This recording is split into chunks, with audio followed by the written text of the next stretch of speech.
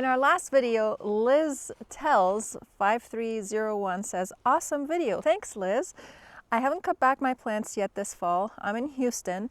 Do you have a video of what they look like cut back? How much to cut back? Well, you're in luck, Liz, because today I'm going to tell you how far to cut back your perennials. I got my list here so that I can remember which perennials we talked about in the last video. It's a rule of thumb for some of the perennials to follow. Anything that tends to get powdery mildew, blight, and these forms of diseases, you want to cut them back about 2 to 3 inches. So that applies to your hostas, peonies, monarda, daylilies, crown rot included as well, because the daylilies tend to get the crown rot. You want to clean those up in the fall, and you can cut them back as far as 2 inches above the soil level. That also includes tall phlox as well. I forgot to mention that one. Anything that has a rhizome above the soil, you want to cut it back about 6 to 8 inches above the soil level. And this is just simply to preserve the crown so that the moisture doesn't get directly into the crown if you cut it too close to the rhizome. If you've noticed in this video, as you'll see me cut back some of the perennials, you'll see that my bearded irises still have some green on them. Even though we are getting freezing temperatures already, we've got several frosts, so it's important to just leave a little bit of that green to protect the rhizome. When the spring comes, you can come back and clean the dead foliage off of the rhizomes from the irises, and they should be good to go. When it comes to hostas, they have such a beautiful fall color. I like to wait until they're basically melting,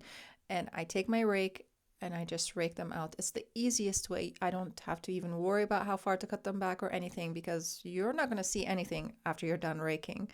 All the leaves are going to be taken care of, and it's one of the simplest ways to take care of the hostas in the fall. For other perennials, for example, like lavender, Russian sage, hardy hibiscus, and things of the like that have those woody stems, you want to cut them back just above the woody growth, because if you got too far in, it can actually kill the plant because they can't take too much of the cold and the moisture, especially if you live in a cold environment. If you're in Houston and in Texas, you probably have pretty mild weather in comparison to us. Mild as in not cold. You probably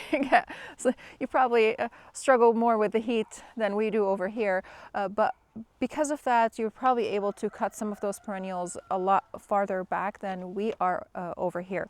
Things like catnip, for example, you can cut it all the way back. We can cut it all the way back as well over here. Echinaceas, those all can be cut back all the way 2 inches above soil level. And those are things that you can cut them back right now. You don't have to wait. Lavender, hardy hibiscus, all those things, you do have to wait.